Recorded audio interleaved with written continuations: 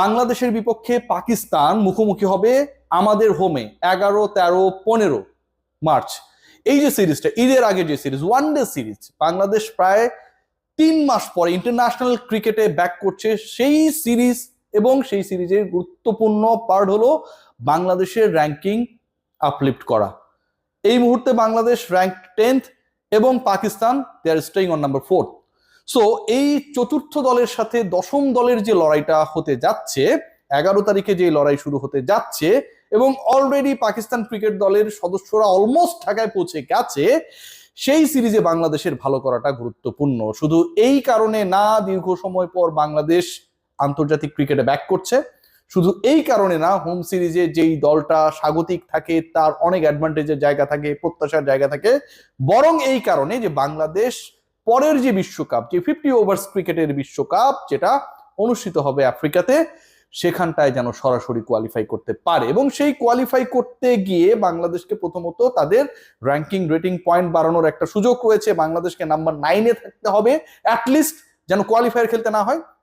Second point, যেটা most important part, ওই যে বলছিলাম চতুর্থের সাথে দশম টিমের লড়াই, সেই হিসাবে মানে আপনি যত বেটার টিমের সাথে খেলবেন আপনার প্রত্যেকটা জয়, অথবা আপনি যদি সিরিজ জিততে পারেন তাহলে আপনার র্যাঙ্কিং পয়েন্ট বাড়ানোর যে রেশিও, যেটা হয়তো বাংলাদেশ 11তম টিমের সাথে খেললে, নবম টিমের সাথে খেললে যেইভাবে বাড়বে, কিন্তু আপনি যদি 1, 2, 3, 4 মানে টপ 5-এর মধ্যে বা আপনার থেকে বেটার র্যাঙ্ক টিমের সাথে খেলেন এবং জয় পান, সেটার রেশিওটা বাড়ার যে প্রবণতা সেটা আরো বেশি হবে। সো বাংলাদেশের জন্য একটা সুবর্ণ সুযোগ, বাংলাদেশ নাম্বার 9-এ চলে যাবার সুযোগ, হোম সিরিজ পাকিস্তানের বিপক্ষে খেলা, এবং পাকিস্তানের যে টিমটা দেয়া হয়েছে সেখানটায় হচ্ছে অধিকাংশ ক্রিকেটার, মেজরিটি অফ দেম অনেক অনেক বেশি আমার কাছে মনে হয় ইন্টারন্যাশনাল ক্রিকেটে ইনএক্সপেরিয়েন্সড, এবং সেই সাথে এই দলটা কিন্তু এই মুহূর্তে একটা কনফিউজড সিচুয়েশনে রয়েছে regarding their performance in the টি-20 ওয়ার্ল্ড কাপ। সো বাংলাদেশের জন্য দারুণ সুযোগ। বাংলাদেশের দল অনেকদিন ক্রিকেট খেলছে না, ক্রিকেটাররা খেলতে চায়, ভালো করতে চায়, এবং 50 ওভার্স ক্রিকেট ফাইনালি ব্যাক করছে বাংলাদেশের এই হোম সিরিজকে দিয়ে। সেখানটায় বাংলাদেশের ব্যাটিং অর্ডারে একটা বড় ধরনের চমক তৈরি হতে যাচ্ছে, বাংলাদেশের বোলিং ডিপার্টমেন্টে একটা বড় ধরনের চমক তৈরি হতে যাচ্ছে, বাংলাদেশের ওপেনিং, এই যে 3টা পার্ট বললাম সেখানটাও একটা বড় ধরনের চমক হতে যাচ্ছে। দেখুন, বাংলাদেশ যখন হোম সিরিজে খেলে তখন বাংলাদেশ তার স্ট্রেংথটাই হচ্ছে অ্যাপ্লাই করার চেষ্টা করবে, এবং সেই স্ট্রেংথটা হচ্ছে মিরপুরের মাঠে তাদের যে এক্সপেরিয়েন্স নাম্বার 1, নাম্বার 2 হচ্ছে বোলিং দিয়ে প্রতিপক্ষকে কতটুকু প্রেসার ক্রিয়েট করা যায়। বাংলাদেশের জন্য গুরুত্বপূর্ণ পার্ট যেটা আমি যদি বলি যে 11 সিলেকশন, এবং সেই 11 সিলেকশনে সবচেয়ে বড় চমকের নাম হতে যাচ্ছেন লিটন কুমার দাস, টি-20 দলের ক্যাপ্টেন লিটন কুমার দাস, আপনারা সবাই জানেন। এবং লিটন কুমার দাস কেন চমকের নাম, লিটন কুমার দাস কেন হুট করে এত বেশি ইম্পর্টেন্স ক্যারি করছেন, because of his batting order. তার ব্যাটিং অর্ডারে একটা বড় ধরনের পরিবর্তন হতে যাচ্ছে, এবং সেই পরিবর্তন হতে যাচ্ছে কারণ কনসিস্টেন্টলি লিটনের চেয়ে অন্য যারা বাংলাদেশের টপ অর্ডারটায় ব্যাটিং করেছে 50 ওভার্স ক্রিকেটে রিসেন্ট পাস্টে, তাদের পারফরমেন্স। সো লিটনকে আপনার জায়গা ছেড়ে দিতে হবে কোনো একটা জায়গায়, যেখানটায় গিয়ে লিটন অন্তত টপ অর্ডারকে আমার কাছে মনে হয় যে কাইন্ড অফ ডিস্টার্ব করবেন না, এবং Liton Kumar Das he will take more time to be set to score some runs.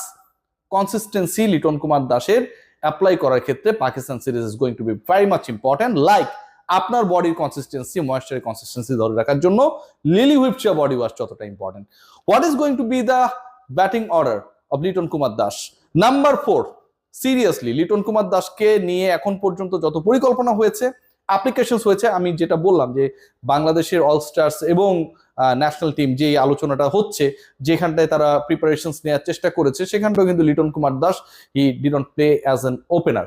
So যেহেতু ওপেনার হিসেবে লিটন কুমার দাস ওখানটাও খেলে নাই, Liton Kumar Das is going to be the number 4 and he is going to be a strength of our middle order.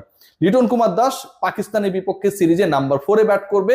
If you guys support this position and the decision made by the team management, সেই ব্যাপারটা নিশ্চয়ই comment বক্সে এসে বলবেন। তাহলে হু are the top 3? Top 3-তে কারা থাকছেন দেখুন। টপ 3 আমি নাম্বার 4 সম্পর্কে বলছিলাম যে Liton Kumar Das is going to be number 4। Number 3 is Nazmul Hossain Shanto, the ex ODI captain and the test captain right now.